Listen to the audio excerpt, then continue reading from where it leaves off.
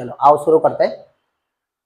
तो आज इस वीडियो में हम बात कर रहे हैं परमार वंश के 58वें राजा कीर्तिशाह के बारे में। इसका पहला पार्ट हम इससे पिछले वीडियो को हम डाल चुके हैं, इसका पहला पार्ट हम अपलोड कर चुके हैं और आज वाले वीडियो में जो है थोड़ा बहुत बचा हुआ है कीर्तिशाह के बारे में, ठीक है। और इसमें मैंने लिखा काफी है क्योंकि बहुत सारे फैक्ट है कीर्तिशाह से संबंधित और आप उनमें कंफ्यूज ना हो जाए, इससे मैंने लिखा भी है। तो सबसे पहले कि इससे पहले हम वीडियो को शुरू करें, अगर आपने अभी तक हमारे चैनल को सब्सक्राइब नहीं किया तो कर दें और बेल आइकन को जरूर दबाएं, क्योंकि बेल आइकन के द्वारा ही हमारे द्वारा डाले गए प्रत्येक नए वीडियो का नोटिफिकेशन सबसे पहले पहुंचता है। दूसरा, मैं उत्तराखंड के इतिहास को क्रमबद्ध तरीके से करा रहा हूँ, जिसमें कई लोग देखे होंगे आपने कि 2-4 वीडियो डालेंगे फिर उसमें पैसे का वो लगा लेते हैं। गरीब लोगों तक हमारी वीडियो पहुंचे, जो लोग कि कोचिंग सेंटर नहीं आ सकते हैं या किसी भी बड़े शहर जाके कोचिंग नहीं सीख सकते हैं, उनके लिए वीडियो बिल्कुल फ्री होने वाला है, इसलिए आप इसे शेयर भी बहुत ज्यादा करें।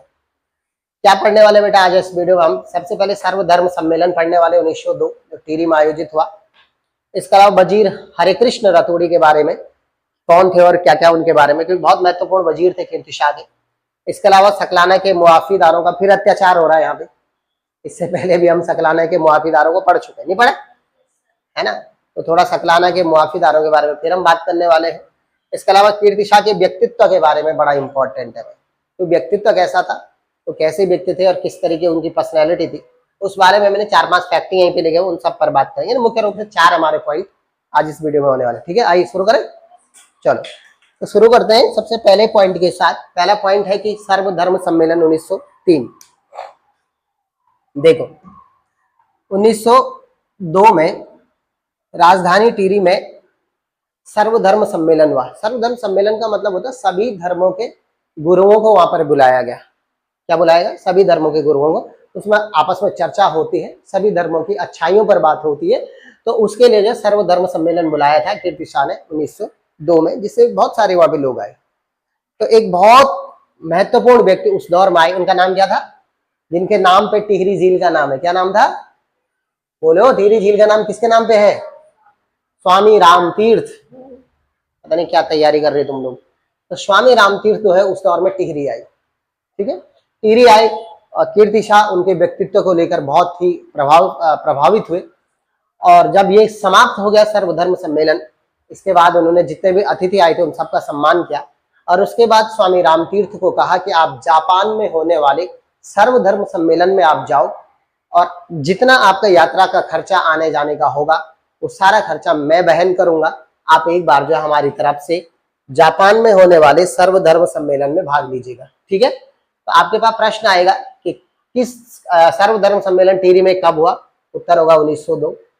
दूसरा प्रश्न हो सकता है स्वामी रामतीर्थ जो थे वो कब आए थे टिहरी? तो आंसर होगा 1902 के सर्वधर्म सम्मेलन के दौरान वो टिहरी आए थे, ठीक है।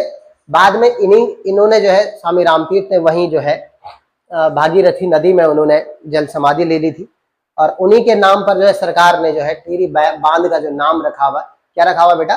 स्वामी रामतीर्थ सागर रखा हुआ। जनता चाह रही कि भाई सुमन सागर कर दिया जाए। देखो वो भी बहुत बड़े क्या बोलेंगे, सिरदेव सुमन को बहुत बड़े क्रांतिकारी थे और इसलिए उनका नाम पे भी जनता चाह रही, लेकिन फिलहाल सरकार ने क्या करा हुआ है?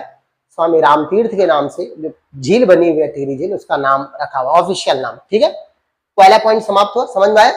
ठीक। दूसरा पॉइंट, वजीर हरिकृष्ण रतूड़ी। देखो कीर्तिशाह के वजीर का नाम क्या था? हरिकृष्ण रतूड़ी। वजीर को आप एज ए प्रधानमंत्री भी समझ सकते हो, रेवेन्यू विभाग का हेड होता था वजीर। अच्छा, हरिकृष्ण रतूड़ी ने 2 रचनाएं लिखी जिसकी वजह से वो फेमस हो गए। कौन सी रचनाएं लिखी हरिकृष्ण रतूड़ी ने? पहला, उन्होंने नरेंद्र हिंदू लॉ एक बुक लिखी। क्या नाम था? नरेंद्र हिंदू लॉ। हिंदू लॉ यानी हिंदुओं के लिए एक कानून की किताब लिखी, किसके अनुसार हिंदुओं के जो भी अपराध होंगे या जो भी कुछ करेंगे वो पूरा प्रशासन किस तरीके से चला जाएगा, तो सब चीजों का वर्णन था। नरेंद्र हिंदू लॉ एक बुक लिखी उन्होंने, किसके कहने पर? कीर्तिशाह के कहने पर। और इस बुक में भारतीय परंपराएं, शास्त्रों में लिखी हुई परंपराओं और नियमों के आधार पर जो है एक कानून की किताब तैयार की गई जिसका नाम था नरेंद्र हिंदू लॉ। और इसे किसने लिखा था? वजीर हरिकृष्ण रतूड़ी ने, ठीक है। एक और उन्होंने जो है बहुत इंपॉर्टेंट एक ग्रंथी आप समझ सकते हो, एक बुक की रचना की, उसका नाम था गढ़वाल का इतिहास। क्या नहीं कहा बेटा? गढ़वाल का इतिहास, ठीक है। तो ये बुक जो है उन्होंने 2 बुकों के लिए बहुत प्रसिद्ध हुए हरिकृष्ण रतोड़ी। पहला तो वही थे कि कीर्ति शाह के वजीर थे, पूछा जा सकता है हरिकृष्ण रतोड़ी किस शासक के वजीर। दूसरा प्रश्न पूछा जा सकता है नरेंद्र हिंदू लॉ बुक किसने लिखी, तो वो थे हरिकृष्ण रतोड़ी। तीसरा था गढ़वाल का इतिहास नामक बुक किसने लिखी, आपका उत्तर होना चाहिए हरिकृष्ण रतोड़ी। सबसे बड़ी बात है कि जो नरेंद्र हिंदू लॉ है ये बुक तैयार हुई इसके बाद नरेंद्र शाह के जमाने में, ठीक है। तो इसका नाम है नरेंद्र हिंदू लॉ। एक्चुअली में कीर्ति शाह के बेटे का नाम क्या था, नरेंद्र शाह, तो उन्हीं के नाम पे नरेंद्र हिंदू लॉ नाम से एक ग्रंथ आया था, ठीक है। तो 2 काम हरिकृष्ण रतोड़ी ने किए जो कि वजीर थे कीर्ति शाह के। 2 पॉइंट खत्म हो गए बेटा। तीसरा पॉइंट है सकलाना के मुआफीदार। देखो सकलाना पट्टी आप जानते हैं टिहरी में बड़ी फेमस पट्टी है, इससे पहले बड़ी समस्याएं चल रही है वहां पे, है ना। इससे पहले भी आप सुदर्शन शाह के जमाने में देख चुके हैं कि क्या परिस्थितियां रही, है ना। तब इंटरफेयर करना पड़ा था उनको, अंग्रेजी सरकार को 1835 का एक्ट लाना पड़ा था, याद होगा आपको। फिर सकलानी के जो मुआफीदार है सकलाना के, वो फिर अत्याचार कर रहे हैं। और इस बार अत्याचार का कारण है एक बड़ा बेगार नामक प्रथा है। क्या नाम है बेटा, बड़ा बेगार नामक प्रथा। अच्छा, बेगार का मतलब क्या होता है थोड़ा आप समझो थोड़ा इसको। बेगार का मतलब मैंने पहले भी आपको बताया होगा, बेगार का मतलब होता है कि जब किसी व्यक्ति से आप काम कराते हैं और उसके बदले पैसा नहीं देते हैं, एक वो भी बेगार हुआ। या फिर आप किसी व्यक्ति से काम करा रहे हैं लेकिन प्रचलित मजदूरी जो है, तो मार्केट में मजदूरी है, उस मजदूरी से कम आप मजदूरी दे रहे हैं, उसको भी बेगार कहा जाता है। तो बड़ा बेगार नामक एक प्रथा वहां पर बड़ी खतरनाक चल रही थी। कहां पर, सकलाना में। अरे मुआफीदार जो है वो जनता का में अत्याचार कर रहे थे लगातार। फिर वही अंग्रेजी प्रशासन की सहायता से सकलाना के मुआफीदारों के पास एक पावर थी, जैसे कभी पटवारी के पास होती थी पुलिस पावर, दंडात्मक पावर जैसा आप बोल सकते हैं, तो मजिस्ट्रेटी पावर थी इनके पास, मुआफीदारों के पास। ब्रिटिश सरकार से कह करके जो है कीर्ति शाह ने मुआफीदारों की जो मजिस्ट्रेटी पावर थी, दंडात्मक पावर थी, उसको खत्म करवाया। और उसको खत्म करवाने से उनको दंड देने की उनकी पावर खत्म हो गई। आप क्या है, कोई आदमी बेगार करे या ना करे, आप दंड नहीं दे सकते। इस वजह से जो है इस बड़ा बेगार की जो प्रथा थी वो खत्म हो गई और सकलाना के मुआफीदारों का अत्याचार समाप्त हो गया। एक और काम उन्होंने कहा, सकलाना के जो वहां पे लोग थे, ये मुआफीदार थे, इनको कंट्रोल करने के लिए क्या किया, ये सकलाने के जो मुआफीदार थे, जो सकलाने के जंगल थे, उन जंगलों को भी अपना समझ रहे थे, क्योंकि वो जो जंगल थे वो टिहरी राजा के अधीन नहीं आते थे। तो कीर्ति शाह ने क्या करा, सकलाना के जो आसपास के जितने भी जंगल थे उन्होंने टिहरी राजशाही में शामिल कर दिया। भैया अब टिहरी राजशाही के जंगल है, उनमें मोहर लगा दी। जैसे होता है ना, अभी भी देखा होगा आपने, भारत में कई अनेक प्रकार के जंगल होते हैं, है ना। पर्सनल जंगल होते हैं, वन विभाग के जंगल होते हैं, रेवेन्यू विभाग के अलग जंगल होते हैं, इस तरीके से अलग अलग प्रकार के जंगल होते हैं। तो उसी तरीके से जब मुआफीदार जो थे सकलाना के, वो जंगलों को अपना मान रहे थे, तो कीर्ति शाह ने वहां के जंगलों को अपने कब्जे में कर दिया। और उसके बाद वो काट नहीं सकते थे क्योंकि सरकार के अंडर में आ गए, ब्रिटिश टिहरी राजशाही के अंतर्गत। तो यह सकलाना के मुआफीदार जो थे उनका अत्याचार जो है इस तरीके से खत्म हो गया। तो आपसे पूछा जा सकता है कि सकलाना के मुआफीदार कौन सा कर लेते थे, आपका आंसर होना चाहिए बड़ा बेगार कर।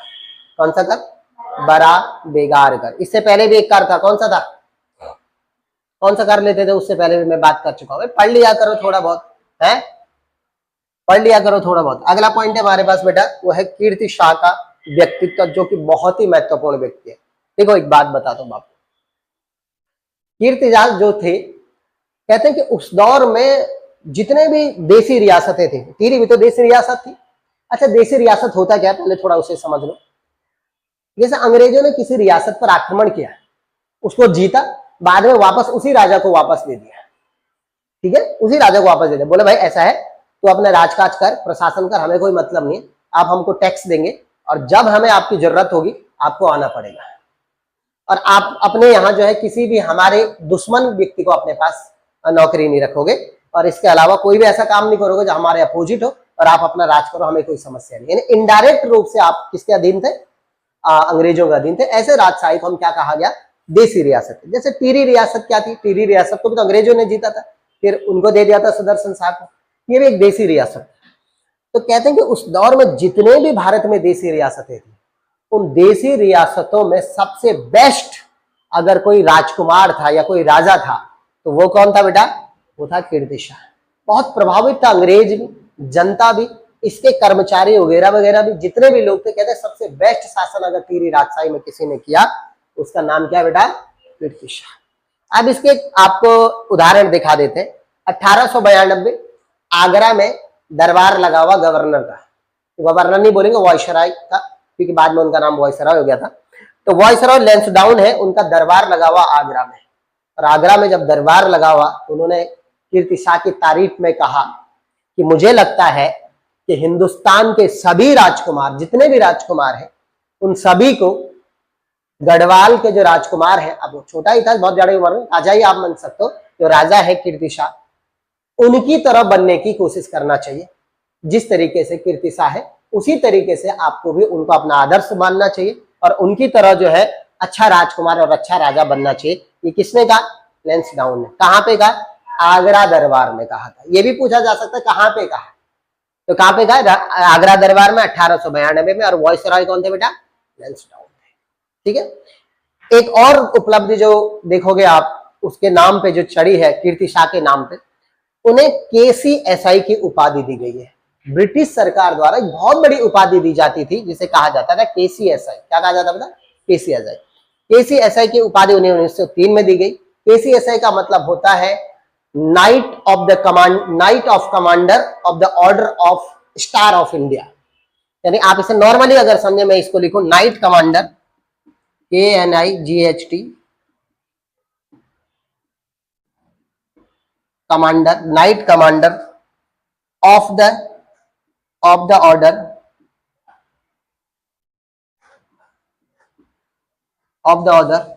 Of the star of India.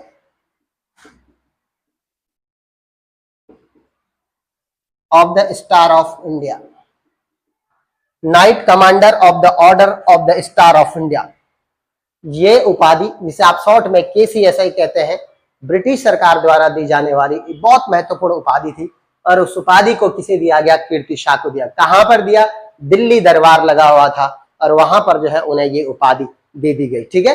1903 के दौर में जो हमारे यहाँ वायसराय थे वो थे लॉर्ड कर्जन। कौन थे, लॉर्ड कर्जन। तो जो है उन्हें दिल्ली दरबार में जो है ये उपाधि दी गई, KCSI की उपाधि। क्या पॉइंट समझ में आया। और क्या इनके नाम पे उपलब्धि चढ़ी है, देखो 1907 में एक बहुत बड़े कमांडर जो हुए, ब्रिटिश सरकार के बहुत बड़े कमांडर हुए, उनका नाम था कैंपवेल, लॉर्ड कैंपवेल। क्या नाम था, बहुत बड़े बहादुर व्यक्ति हुए, एक बहुत बड़े कमांडर हुए लॉर्ड कैंपवेल। तो टिहरी की यात्रा पर आए। और जब वो टिहरी की यात्रा पर आई तो टिहरी की यात्रा पर आने पर उन्होंने कहा, कीर्ति शाह के व्यक्तित्व से प्रभावित होकर के कहा कि मैंने ऐसा राजा या राजकुमार पूरे भारतवर्ष में कहीं नहीं देखा जैसा कि कीर्ति शाह है। आप देख रहे हो क्या बोला जा रहा है। अब पूछा जा सकता है किसने कहा कि कीर्ति शाह जैसा राजा या राजकुमार उसने पूरे हिंदुस्तान में नहीं देखा। आंसर क्या होना चाहिए, कैंपवेल। और कब कहा, 1907 में। या ऐसे इनसे रिलेटेड प्रश्न देखो जरा, KCSI की उपाधि कीर्ति शाह को कब दी गई। या प्रश्न पूछा जा सकता है कि किस टिहरी शासक को जो है KCSI की उपाधि सरकार द्वारा दी गई, ब्रिटिश सरकार द्वारा। तो ऐसे भी प्रश्न पूछे जा सकते हैं। क्या मेरी बात समझ रहे हो, ठीक है। अब इनके बारे में और इनके व्यक्तित्व में एक और बात आई है, वो है राजा कह रहा हूं, सॉरी, इतिहासकार भक्त दर्शन। भक्त दर्शन ने उन्हें राजऋषि कहा। राजऋषि का मतलब राजा तो है पर ऋषि है। जैसे मैं एक बात बताता हूं, राजऋषि किसे कहा जाता था, वो थे माता सीता के पिताजी जनक को, महाराजा जनक को उन्हें राजऋषि या विदेह कहा जाता था। मतलब कहते हैं कीर्ति शाह के बारे में कि वो, उनको कभी भी लेश मात्र ये नहीं था कि मैं राजकुमार हूं या मैं राजा हूं, उनमें ये था ही नहीं। उन्हें यह था कि मुझे बेस्ट तरीके से शासन चलाना है और ये मेरा कर्तव्य है जिसको मैं कर रहा हूं। अब हर आदमी हिंदुस्तान छोड़ो दुनिया में क्यों आया हुआ है कि अपना एक काम जो है फिक्स है, उससे अपना रोल निभाना है और उसके बाद चले जाना है। तो कीर्ति शाह जो था उनमें लेस मात्र भी ये नहीं था कि मैं राजा हूं या इस तरीके का मैं व्यक्ति हूं।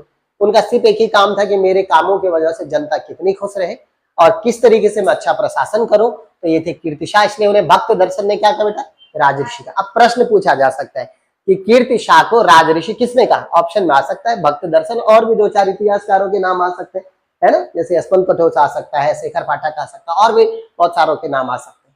ठीक है कि नहीं।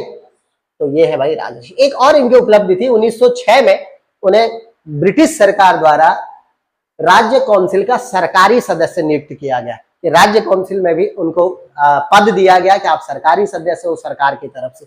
इतनी सारी उपलब्धियां जिनके नाम पे थी, उनका नाम है कीर्ति शाह। इन्हें आप राज ऋषि कीर्ति शाह कह सकते हैं। राजा है पर ऋषि है, देखो ना आप कितनी बड़ी बात है, इसलिए क्या कहा, राज ऋषि कीर्ति शाह। ठीक है, 1913 आते आते कीर्ति शाह की मृत्यु हो गई, और इस तरीके से आप कीर्ति शाह का देहांत होने के बाद उनका बेटा नरेंद्र शाह गद्दी पर बैठे।